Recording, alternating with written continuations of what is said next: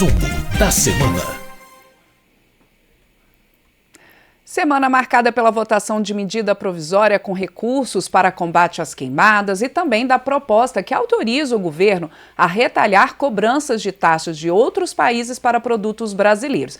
Para contar como que foi essa semana aqui na Câmara, o repórter Antônio Vital já está conosco nos estúdios da Rádio e TV Câmara. Tudo bom, Vital? Tudo bom, Raquel? Olá, quem nos ouve, pela Rádio Câmara, quem nos assiste pela TV Câmara, pelo YouTube.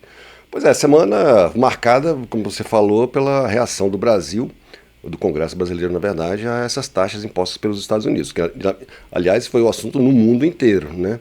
O tarifaço. O tarifaço, até o Brasil, se você for comparar com outros países, ficou dentro do limite mínimo do nível de tarifas impostas pelos Estados Unidos, que foi 10% sobre todos os produtos.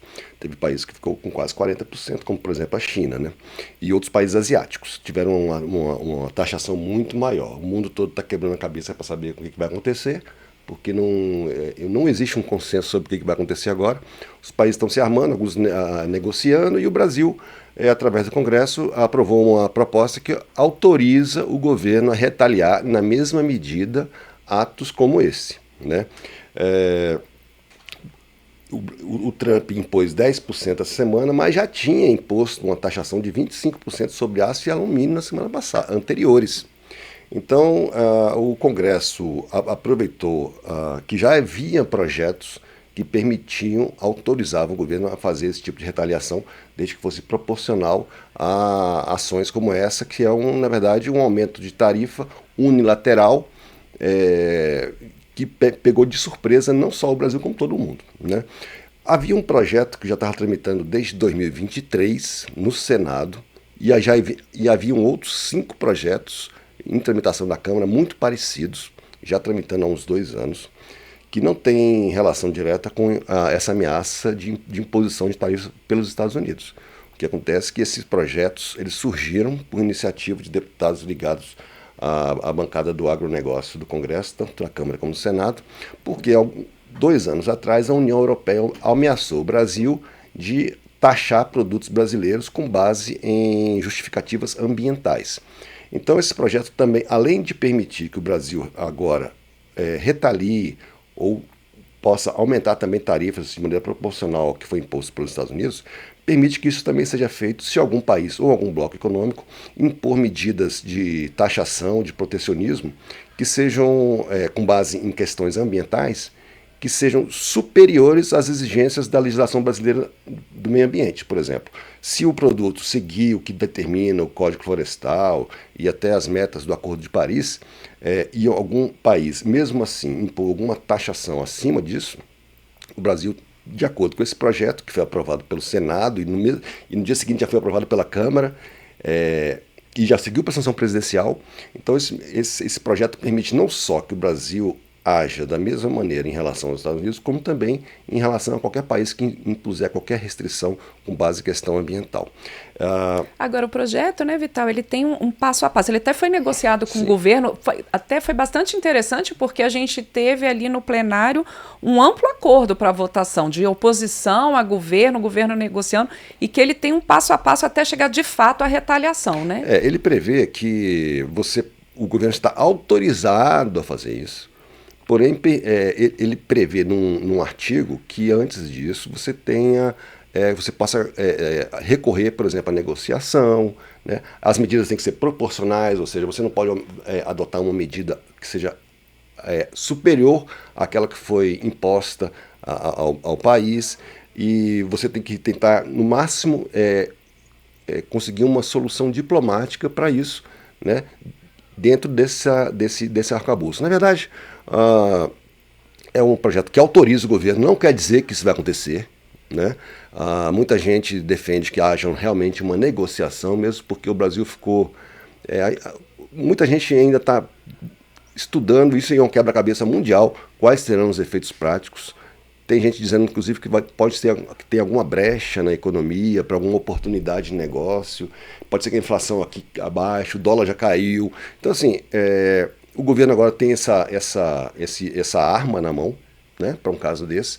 Isso já seguiu para a sanção presidencial, mas ainda não foi sancionado, ou seja, não virou lei.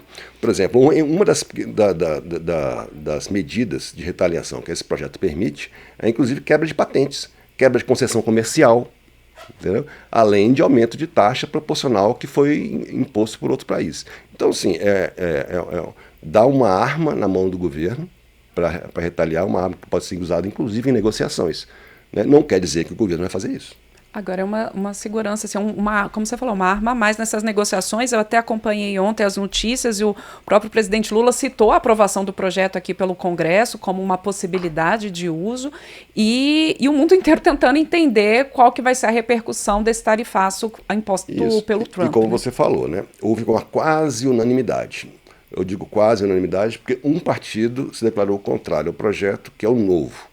O Novo argumentou que as consequências desse tipo de retaliação são imprevisíveis e que se o Brasil também aumentar na mesma proporção as suas taxas de importação, do mesmo jeito, por exemplo, que os Estados Unidos está fazendo, isso pode vir a encarecer os produtos importados. Mas já tem gente dizendo que não, que graças a essa imposição de tarifas pelos Estados Unidos, muito produto importado vai deixar de ir para lá e vai vir para cá. Inclusive, quem está muito preocupado é a indústria brasileira, né? O Novo votou contra o projeto, mas foi... e o PL, que é um partido que se declarou oficialmente obstrução já há uns 10 dias, que estão pedindo que seja aprovada um projeto que anistia aquelas pessoas acusadas de tentativa de golpe de Estado, que estão sendo processadas pelo Supremo Tribunal Federal. Até o PL acabou votando a favor, com a justificativa de que foi um pedido da Frente Parlamentar Agropecuária, que tem todo o interesse de que esse projeto realmente seja aprovado. Inclusive os relatores são ligados à frente, né? No Senado o projeto foi relatado pela senadora Tereza Cristina, que foi ministra da Agricultura do governo Bolsonaro, e aqui na Câmara pelo deputado Arnaldo Jardim, que também é da Frente Parlamentar da Agropecuária. E esse projeto tem a autoria do senador Zequinha Marinho, também, que é ligado à bancada do agronegócio. E os outros projetos parecidos que estavam tramitando aqui também são todos apresentados por deputados ligados à Frente Parlamentar Agropecuária.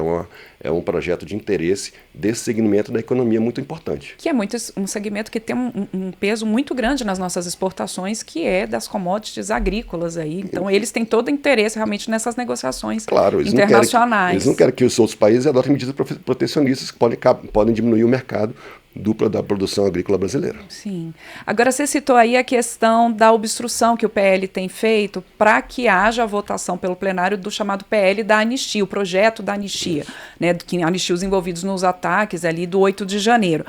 Mas, mesmo assim, o plenário conseguiu aprovar uma outra proposta essa semana, que foi uma medida provisória, né? Essa medida provisória, ela garante quase R$1 bilhão para várias ações, né? Tem, inclusive, combate a incêndios florestais no Pantanal, na região amazônica, algumas ações de segurança alimentar, de segurança pública, de atenção à saúde, etc. Mas o grosso desse quase 1 bilhão, quase metade, vai para o pagamento do seguro-defeso, que é aquela espécie de seguro-desemprego de pescadores, né? Que em determinado momento do ano, ou por conta de algum desastre climático, ou por conta de reprodução de peixes, o governo paga para esses pescadores não pescarem, né? Nesse caso não foi bem assim, porque na verdade esses quase 500 milhões, quase metade desse recurso, são para os pescadores artesanais que foram afetados pela seca na região norte. Então, essa MP ela foi editada em outubro do ano passado. Não sei se todo mundo sabe, mas quando o governo edita a MP, ela já passa a valer. Então, esse dinheiro já estava sendo liberado e usado. Só que ela precisa ser aprovada pelo Congresso. Porque se ela não for aprovada, tem um prazo para que ela seja aprovada, ela perde a validade. Mas o que acontece se você perder a validade e esse dinheiro já tiver sido liberado? Aí vai entrar todo aquele questionamento, né, sobre a legalidade desse tipo de gasto que não estava previsto no orçamento. Essa MP foi aprovada aqui, era o último dia do prazo. Tanto que ela foi aprovada pela Câmara e já seguiu para o Senado, já foi aprovada na mesma hora. Quase assim, 1 hora depois. Né? E como não modificou o texto, o próprio Congresso já promulgou, nem precisou ir para a sanção, né? Porque era o mesmo texto que o governo mandou para cá. Então, essa MP sofreu obstrução do PL, só que foi aprovada por ampla maioria, foram 317 votos contra 92 votos. Essa obstrução tem prejudicado um pouco o andamento aqui, porque o PL defende aquele que diz que vai permanecer em obstrução até que seja aprovado o projeto que anistia os envolvidos naqueles ataques aos prédios dos três poderes. Mas está sendo feita toda uma negociação de bastidores aqui na Câmara e ainda não existe consenso nem nos outros partidos, apesar de muitos deputados no próprio plenário defender essa medida. Do mesmo jeito que tem muitos deputados que são contra, né? Então isso está causando um certo impasse, as atividades plenárias estão um pouco comprometidas, mas as coisas que precisam ser votadas estão sendo votadas, né? Inclusive como você viu nesse projeto que trata das ações de retaliação, que até o PL votou a favor. Sim, e o PL ontem, toda quinta-feira tem reunião de líderes, né, dos líderes partidários com o presidente da Câmara, Hugo Mota, e os líderes saíram da reunião, por exemplo, o líder do PL, deputado Sóstenes Cavalcante, falou que mudou a estratégia, que eles não vão tentar mais ter um requerimento de urgência assinado por líderes partidários, porque alguns líderes de partido não estão, a maioria dos líderes não está assinando o requerimento, mas eles vão tentar colher assinaturas individualmente dos deputados para ter uma outra forma regimental de apresentar essa urgência a esse projeto da anistia. Então, quer dizer, é algo que vai continuar de fato, de certa forma, interferindo nos trabalhos da casa. E não só dos plenários, como também nas comissões, que também tem comissões que têm tido trabalhos um pouco comprometidos por conta dessa obstrução que atinge não só o plenário, como todo o resto da Câmara. Com certeza. A gente vai continuar falando sobre isso, né, Vital? Semana que vem. Por enquanto, acabamos o resumo da semana. Vital, brigadão, bom fim de semana para você e até a próxima.